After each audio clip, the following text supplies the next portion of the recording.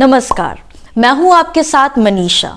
आपका स्वागत है द लोकदूत की सीरीज मिजाज में, जहां हम बात करेंगे स्वास्थ्य और उससे जुड़े विभिन्न आयामों की। एक रिपोर्ट के अनुसार अनीमिया से विश्व की 1/3 आबादी जूझ रही है।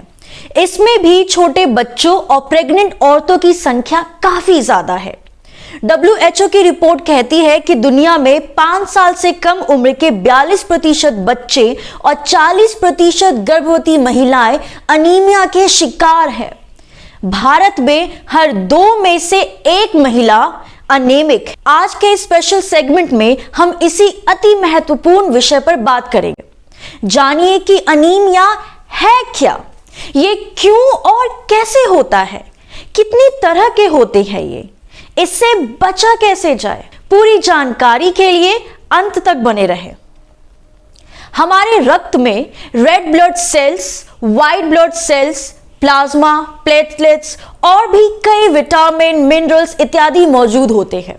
इसीलिए इसे भानुमति का पिटारा भी कहा जाता है। हमारे रक्त में मौजूद रेड ब्लड सेल्स यानी RBC की कमी को अनीमिया कहते हैं।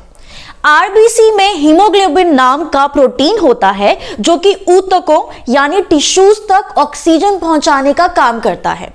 रेड ब्लड सेल्स की कमी हो जाने पर टिश्यूज तक पहुंचाई जाने वाली ऑक्सीजन की भी कमी हो जाती है। शरीर में RBC की कमी होते ही आप बहुत जल्द थकान महसूस करने लगते हैं। शरीर के कई अंगों में भयानक दर्द की शिकायत भी हो सकती है। अनीमिया अस्थायी होता है और इसे अच्छे आहार और स्वस्थ जीवन शैली से काफी हद तक रोका जा सकता है। चलिए जानते हैं कि किन कारणों से आपको अनीमिया हो सकता है। पहला, शरीर में लाल रक्त कोशिकाओं की कमी से। दूसरा, पीरियड्स के वक्त अधिक खून बहने से। और तीसरा, शरीर में आयरन और विटामिन B कॉम्प्लेक्स की कमी से। हम यहां अनीमिया के 8 प्रकारों की बात करेंगे। पहला, एप्लास्टिक अनीमिया। दूसरा, आयरन डेफिशिएंसी अनीमिया। तीसरा, सिकल अनीमिया। चौथा, विटामिन डेफिशिएंसी अनीमिया। पांचवा, थैलेसीमिया। छठा, इम्प्लीमेंट्री अनीमिया। सातवां, ल्यूकीमिया और माइलोफाइब्रोसिस। और आठवां, ऑटो इम्यून हेमोलिटिक अनीमिया या AIHA। अब वक्त है अनीमिया के सभी प्रकारों पर संक्षेप में नजर डालने का। एप्लास्टिक अनीमिया ये एक ऐसी रेयर और सीरियस कंडीशन है जिसमें हमारा शरीर नए ब्लड सेल्स बनाना ही बंद कर देता है। दूसरा, आयरन की कमी से होने वाला अनीमिया ये अमूमन सबसे आम है। हमारे बोन मैरो को खून बनाने के लिए आयरन की जरूरत पड़ती है। शरीर में आवश्यकता से कम आयरन होने पर लाल रक्त कोशिकाएं पर्याप्त हीमोग्लोबिन नहीं बना पाती हैं।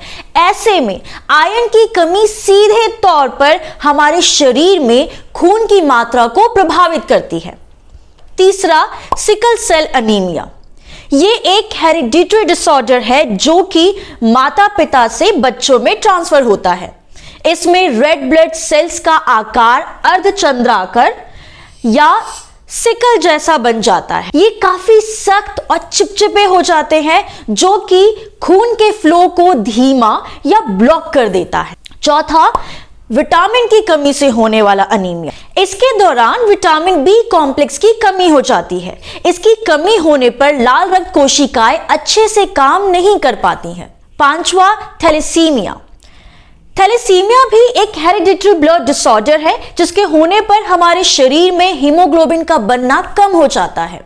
अगर ये माइल्ड या हल्का है तो किसी ट्रीटमेंट की जरूरत नहीं होती, लेकिन गंभीर होने पर रेगुलर ब्लड ट्रांसफ्यूजन की जरूरत पड़ सकती। छठा, इम्प्लीमेंट्री अनीमिया। यह अनीमिया आमतौर पर उन लोगों में दिखाई देता है जो कैंसर या HIV, एड्स और किडनी से जुड़ी बीमारियों से पहले ही ग्रस्त होते हैं। इसमें शरीर लाल रक्त कोशिकाएं बनाना बंद कर देता है। सातवां, अस्थि मज्जा या बोन मैरो स्टेम सेल के रोग से जुड़ा अनीमिया, ल्यूकेमिया और माइलोफाइब्रोसिस। ये दो बेहद ही गंभीर और असामान्य बीमारी है जो आपके बोन मैरो में रक्त का उत्पादन काफी कम कर देती है। इनके होने की मुख्य वजह कुछ ब्लड सेल्स के डीएनए में असामान्य बदलाव या म्यूटेशन का होना है। सेल्स का डीएनए ही उसके ग्रोथ रेट और समय पर खत्म हो जाने को निर्धारित करता है। 8वां, ऑटो इम्यून हेमोलिटिक एनीमिया या AIHA। अनीमिया में यह सबसे खतरनाक है। 60% से 70% मामलों में यह आनुवांशिक ही पाया गया है। लाल रक्त कोशिकाओं की उम्र लगभग 120 दिन है, लेकिन हेमोलिटिक एनीमिया में हमारे शरीर का इम्यून सिस्टम नए रेड ब्लड सेल्स बनने से पहले ही मौजूदा RBC को खत्म कर देते हैं। इन लक्षणों के दिखाई देते ही डॉक्टर से फौरन संपर्क करें। पहला, दिन भर थकान। दूसरा, शरीर में कमजोरी। तीसरा, सांस फूलना। चौथा, चमड़ी पर पीले लाल चकत्ते पड़ना। 5वां, सिर दर्द की परेशानी। छठा, पलकें भारी रहना, हाथ पैरों में खिंचाव रहना।